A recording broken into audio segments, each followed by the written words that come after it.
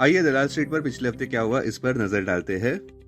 दलाल street पर एक मजबूत रैली देखने को मिली, जिस वजह से निफ्टी अपने हाईएस्ट लेवल पर पहुंच गया अक्टूबर 2024 के बाद। सबसे पॉजिटिव बात यह रही कि निफ्टी ऊपर बढ़ा और साइकोलॉजिकल 25,000 मार्क के ऊपर भी बंद हुआ।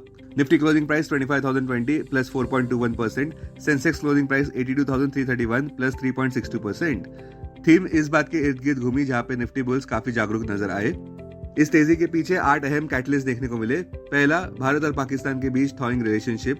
दूसरा, यूएस और चाइना ट्रेड ट्रूस। तीसरा, भारत और यूएसए में इन्फ्लेशन कम होता हुआ। चौथा, आरबीआई और फेडरल रिजर्व से अब रेट कट्स की उम्मीद की जा रही है। पांचवा, कॉर्पोरेट इंडिया के Q4 अर्निंग्स डिसेंट आए हैं। छठा, विदेशी संस्थागत निवेशक फिर से खरीदारी पर उतर आए हैं। पिछले हफ्ते विदेशी संस्थागत निवेशकों ने कुल मिलाकर 15,925 करोड़ रुपए के शेयर्स खरीदे। सातवां, एक मजबूत इंडियन इकोनॉमी। और आठवां, positive Wall Street cues. Technically देखें तो short squeeze plus value buying की थीम देखने को मिली।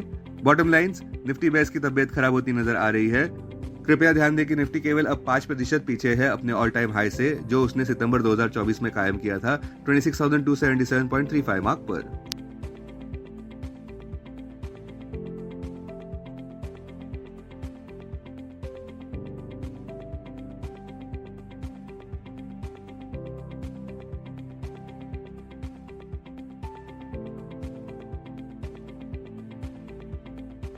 अब आइए देखते हैं कि पिछले हफ्ते इंडाइसेस का परफॉर्मेंस कैसा रहा।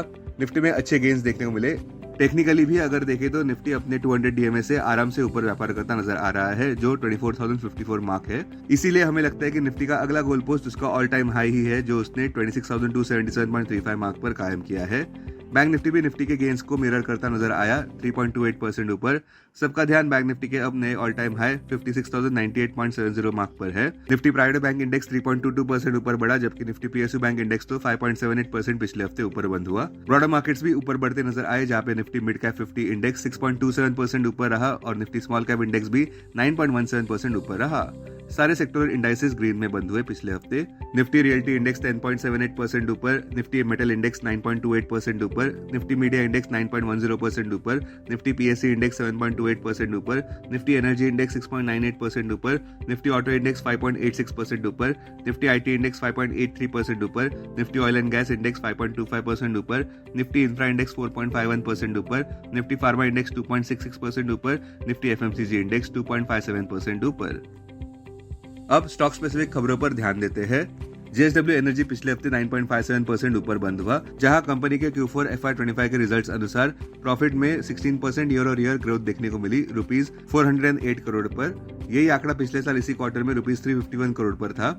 दूसरा, वोडाफोन आइडिया 10% पिछले हफ्ते ऊपर रहा, जहां कंपनी ने फ्रेश प्ली डाली है सुप्रीम कोर्ट में, जहां पे वे रुपीज 30,000 AGR पर रिलीफ चाहते हैं। तीसरा, फर्टिलाइजर स्टॉक सुर्खियों में थे, जहां पे उम्मीद से काफी अच्छा इन्फ्लेशन डेटा आने की वजह से और नॉर्मल मानसून की उम्मीद की वजह से उछाल देखने को मिला। स्पॉटलाइट में रहे RCF 12.76% ऊपर, इंसेक्टिसाइड्स 12.93% ऊपर, FACT 12.87% ऊपर। चौथा, भारती एयरटेल पिछले हफ्ते 1.86% नीचे गिरा, बावजूद इस बात के कि कंपनी के Q4 FY25 रिजल्ट्स अनुसार नेट प्रॉफिट 432% ईयर बढ़ा, रुपीज 11,022 करोड़ पर। भारती एयरटेल का रेवेन्यू भी 27% ऊपर बढ़ा, रुपीज 47,876 करोड़ पर।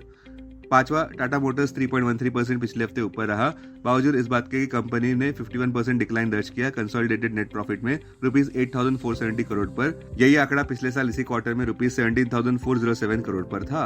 छठा, हीरो मोटोकॉर्प पिछले हफ्ते 12.75% ऊपर बढ़ा, जहां पे कंपनी के Q4 FY25 रिजल्ट्स अनुसार स्टैंड अलोन नेट प्रॉफिट 6.39% बढ़ा, रुपीज 1,080.94 करोड़ पर।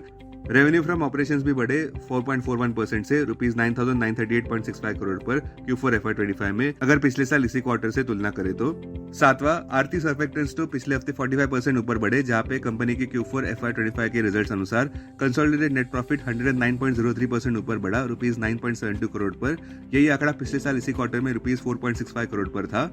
आठवां, टाटा स्टील भी पिछले हफ्ते 10.34% ऊपर बढ़ा, जब कंपनी ने 116.54% सर्ज दर्ज किया कंसोलिडेटेड नेट प्रॉफिट में, रुपीज 1,200.88 करोड़ पर Q4 FY25 में।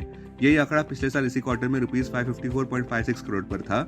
नौवां, जाइगल प्रीपेड ओशन सर्विसेज 30% पिछले हफ्ते ऊपर बंद हुआ, जहां पे कंपनी के Q4 FY25 रिजल्ट्स अनुसार स्टैंडअलोन नेट प्रॉफिट 66.8% ऊपर बढ़ा, रुपीज 31.96 करोड़ पर। रेवेन्यू फ्रॉम ऑपरेशंस का आंकड़ा भी 50.5% से बढ़ा, रुपीज 411.45 करोड़ पर Q4 FY25 में। 10वां डायनामिक केबल्स 52% पिछले हफ्ते ऊपर बंद हुआ, जहां पे कंपनी के Q4 FY25 के रिजल्ट्स अनुसार नेट प्रॉफिट 71.09% ऊपर बढ़ा रुपीज 23.56 करोड़ पर। नेट सेल्स भी बढ़े रुपीज 331.17 करोड़ पर Q4 FY25 में। 11वां केयर रेटिंग्स भी पिछले हफ्ते 11% ऊपर बंद हुआ, जहां पे कंपनी के Q4 FY25 के रिजल्ट्स अनुसार कंसोलिडेटेड नेट प्रॉफिट 76.93% ऊपर बढ़ा रुपीज 42.60 करोड़ पर। रेवेन्यू फ्रॉम ऑपरेशंस भी 21.64% से बढ़े Q4 FY25 में रुपीज 109.65 करोड़ पर। 12वां येस बैंक 7.84% पिछले हफ्ते ऊपर बंद हुआ, जहां अनाउंसमेंट अनुसार Sumitomo Mitsui banking corporation SMBC 20% stake acquire करने वाली है येस बैंक में रुपीज 13,482 करोड़ के वैल्यूएशन पर, जो कि भारत की अब तक की सबसे बड़ी बैंकिंग सेक्टर की डील बनने जा रही है। 13वां LTI माइंट्री पिछले हफ्ते 9% ऊपर बढ़ा, जहां पे कंपनी $450 मिलियन का नया कॉन्ट्रैक्ट हासिल करने में सफल रही ADM के साथ 7-ईयर एग्रीमेंट में। 14वां टूरिज्म स्टॉक्स जैसे कि इंडिगो 9% ऊपर बंद हुआ, इंडियन होटल्स भी 6.6% ऊपर बढ़ा, लेमन ट्री भी 8.15% ऊपर बंद हुआ, जब पिछले हफ्ते ये खबर आई कि भारत और पाकिस्तान के बीच सीज फायर हो गया है। 15वां बैंक ऑफ इंडिया भी 3.73% पिछले हफ्ते ऊपर बंद हुआ, जहां पे कंपनी के Q4 FY25 रिजल्ट्स अनुसार स्ट्रॉन्ग फाइनेंशियल परफॉर्मेंस देखने को मिला स्टैंडअलोन नेट प्रॉफिट में, जो 82.49% ईयर ओवर ईयर बढ़ा रुपीज 2,625.91 करोड़ पर। यही आंकड़ा पिछले साल इसी क्वार्टर में रुपीज 1,438.91 करोड़ पर था। 16वां डॉक्टर रेड्डीज लैब 6.47% पिछले हफ्ते ऊपर बंद हुआ, जहां पे कंपनी के Q4 FY25 रिजल्ट्स अनुसार consolidated net profit rupees 1,594 crore पर देखने को मिला। सेल्स में भी इजाफा नजर आया 22% से रुपीज 1,307 करोड़ पर, अगर पिछले साल के इसी क्वार्टर से तुलना करें तो। पिछले हफ्ते के निफ्टी 50 के गेनर्स इस प्रकार रहे: BEL 15.21% ऊपर, अदानी एंटरप्राइजेस 13.51% ऊपर, हीरो मोटोकॉर्प 12.75% ऊपर, जियो फाइनेंशियल 11.54% ऊपर, श्रीराम फाइनेंस 10.65% ऊपर। वहीं दूसरी ओर लूजर्स में इंडसइंड बैंक 4.64% नीचे, भारतीय एयरटेल 1.86% नीचे, सन फार्मा 0.57% नीचे।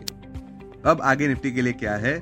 ये अच्छी बात रही पिछले हफ्ते की निफ्टी आखिरकार साइकोलॉजिकल 25,000 मार्क के ऊपर बंद होने में सफल रहा। सेंसेक्स और निफ्टी की बात करें तो वे केवल 5% पीछे है अपने ऑल टाइम हाई को हिट करने से, और कैलेंडर ईयर 2025 में भी अब तक 5.5% ऊपर बंद हुए हैं।